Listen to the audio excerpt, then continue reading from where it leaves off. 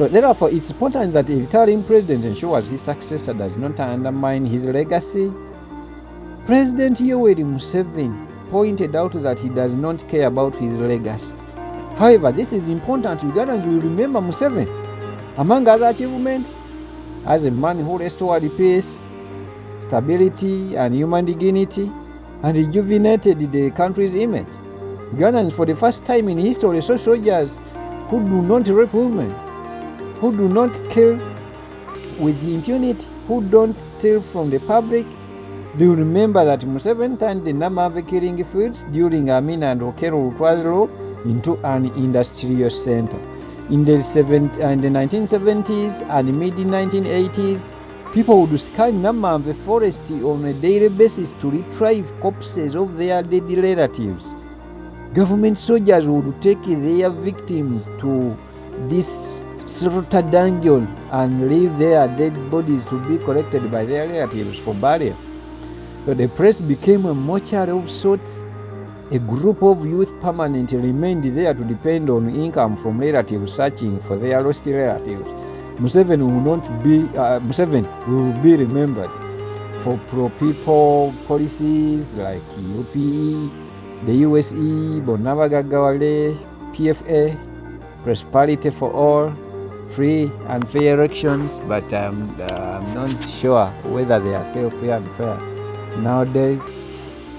Right from the village level to the president. Therefore, no retiring president would wish to see such achievements erased by his departure. He therefore cannot hand over power to a person who threatens to undermine the above. In the case of Uganda, this must remain monuments for President Museveni, by the way. This explains why Moi did not rename Kenyatta's monuments after his own name. He put up his own structures. Even in his early days as president, Moi insisted on following the Nyayo philosophy, implying walking in Kenyatta's footsteps.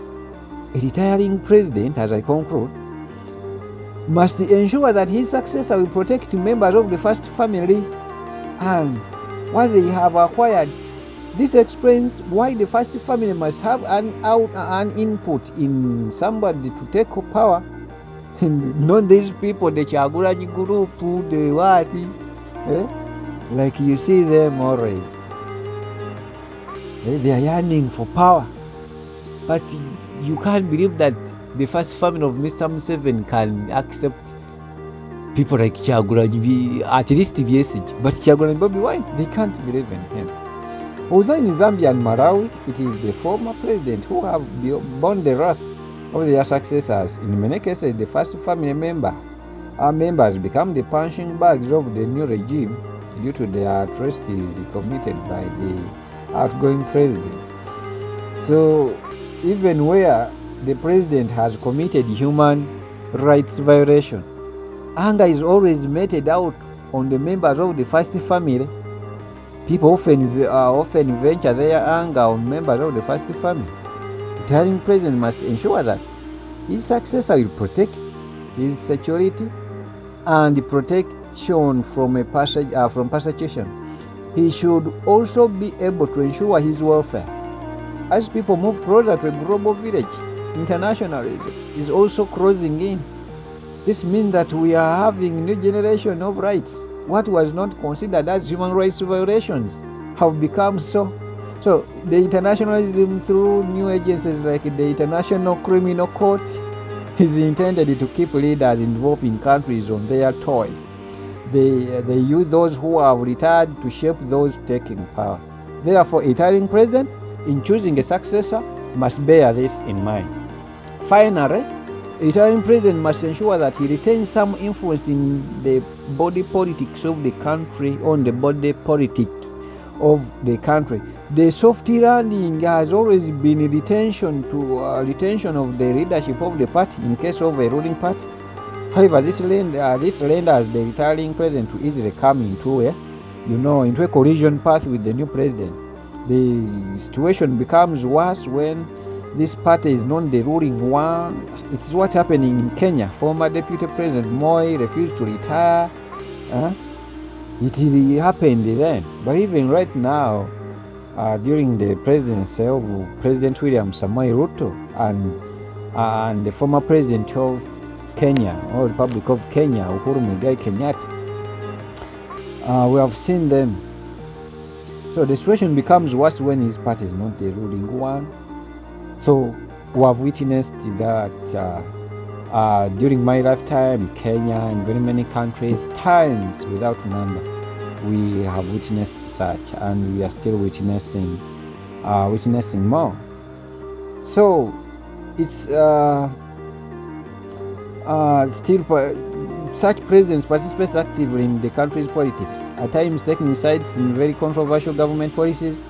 This has helped such presidents to remain relevant and defend themselves against attacks from enemies.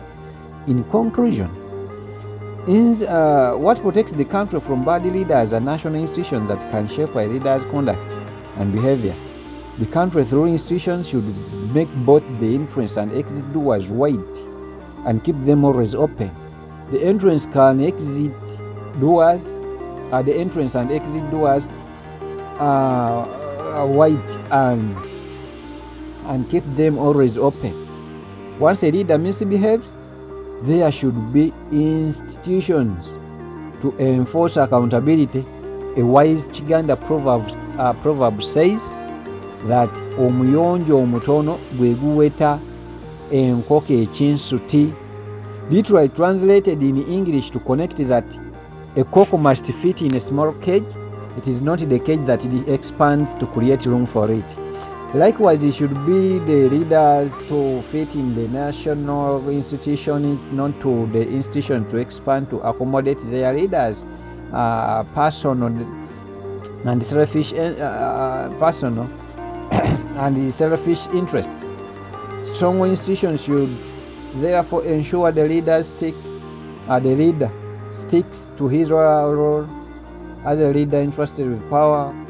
We should also borrow a leaf from the Islamic practice. Muslims always refer to their successful brothers and the sisters in their business community as Katonda bi yayazika emali.